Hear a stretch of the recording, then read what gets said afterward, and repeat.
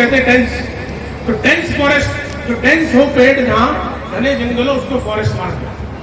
लेकिन जो प्राइवेट भी हो तो भी उसको फॉरेस्ट की डेफिनेशन में माना जाएगा। 96 में पहली बार, लेकिन डेंस फॉरेस्ट होना चाहिए।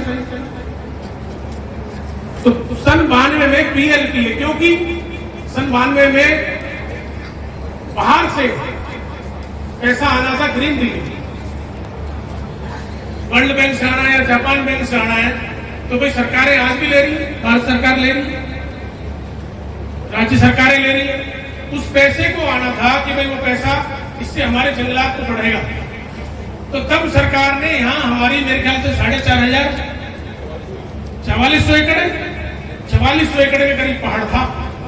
तो सरकार ने 4400 एकड़ के खसरे लिख के और उसमें एरिया लिख दिया 1467 कि भाई 1467 एकड़ पे हम PLPA लगा रहे हैं, वो भी 30 साल के। एक आदमी पैदा हुआ मर गया, उसके मरने के बाद आज सरकार नामकरण कर रही है उसका। जब 2022 में PLPA खत्म हो गया, it has died his own death, इसको ये कहते हैं वकीलों की भाषा में, मर चुका है PLPA का। जब 2022 में खत्म हो चुका तो फिर कहां रह गया? ये पकड़ के बैठे कमेटी कह रही है सन 1980 के पहले जो भी स्ट्रक्चर्स हैं उनको उड़ाया जाए। उससे पहले के नहीं, उससे पहले के तो मानेंगे, बात के नहीं मानेंगे। बहन जी, राजस्थान में तो ढानी बस रही है, BDO की परमिशन भी चाहिए होती है और सरपंच की कोई लेता तो है नहीं, सबको तोड़वा दे। ये तो सुप्रीम कोर्ट, मतलब आप देखो सरकार क्या करेगी, सब ढानी तोड़ दो। ऐसे तो ढानियों में मकान भी जो परमिशन है। अरे जो गांव 1500 साल पहले बसाए, सरकार को करना क्या है? सरकार ने क्या नहीं किया? अमेंडमेंट। रात को 1 बजे सुप्रीम कोर्ट खुल जाती है, रात को कैबिनेट मीटिंग, जहां चीफ मिनिस्टर बैठे कैबिनेट को बुलाए वही cabinet meeting, chief minister restaurant में बुला के कैबिनेट मीटिंग कर ले वही हो जाएगी कैबिनेट मीटिंग। और नहीं पता, मैं यही तो कह रहा हूं सरकार को कि भाई सुनो, कोई राजनीति नहीं। राजनीति जिस दिन तुम जीत के बात करो, तुम गलत करोगे हम तुम्हें चेक। अगर मैं राजनीति करता तो 5-10 हजार आदमी लेके कृष्णपाल गुर्जर के घर को घेरता।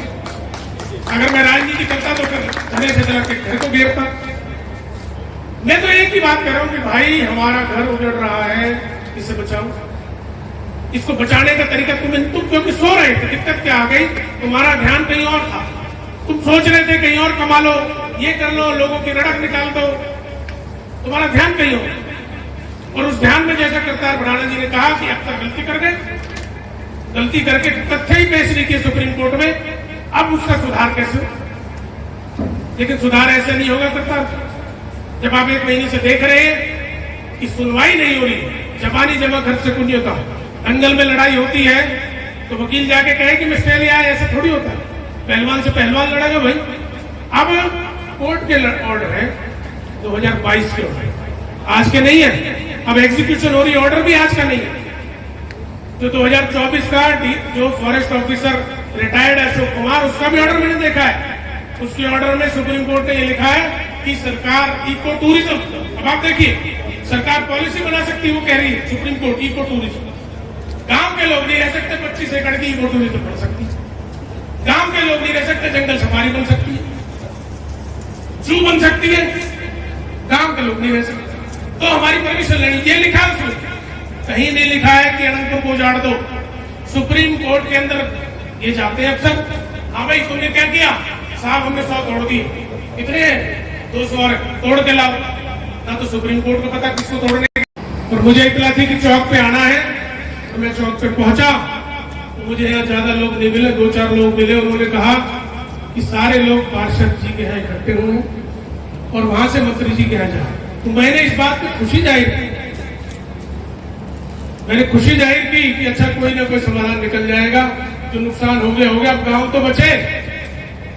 लेकिन जब पिछले हफ्ते मंत्री जी के आश्वासन के बाद, कृष्णपाल जी के आश्वासन के बावजूद, तो MLA से तो उम्मीद ही क्या करना जो अवैध बता रहा है हमें, उस गांव को अवैध बता रहा है जिसका इतिहास 1500 साल पुराना है, उस इलाके को अवैध बता रहा है जहां का सूरजकुंड मेला अंतरराष्ट्रीय स्तर पर अपनी पहचान रखता है। हर साल कभी प्राइम मिनिस्टर आते, कभी प्रेसिडेंट आते, कभी वाइस प्रेसिडेंट आते, चीफ मिनिस्टर्स को अनेक आते, पूरी दुनिया के लोग आते हैं। अनंतपुर में सूरजकुंड मेला वही सूरज कुंड है, वो राजा आनंदपाल द्वारा बसाया गया। पुरातत्व विभाग जो भारत का है उसके संरक्षण में है, उसको भी अवैध बता दो फिर तुम, उस इलाके को अवैध बता दो। हिमाचल में, उत्तरांचल में, जम्मू कश्मीर, नॉर्थ ईस्ट, सब जगह पहाड़ों में लोग रहते हैं, जीवन यापन करते हैं, होटल भी है, दुकान भी है, मकान भी। वहां की सरकारें तो नहीं उजाड़ती, वहां की सरकारें तो नहीं करी सब फॉरेस्ट भाग जाओ, कोई पहाड़ नहीं खा लो। हमारा तो पक्का पहाड़ है, तो बहुत ऊंचे पहाड़ है, लैंडस्लाइडिंग होती है, बाढ़ आती है, तो भी वहां की सरकारें बचा रही है अपने लोगों को। और यहाँ घर को घर के चिराग आग लगा रहे, घर की बाढ़ खेत को खा रहे। और अगर हम मंच पे खड़े हुए कहें कि भाई रोको, तो बोले राजनीति हो रही।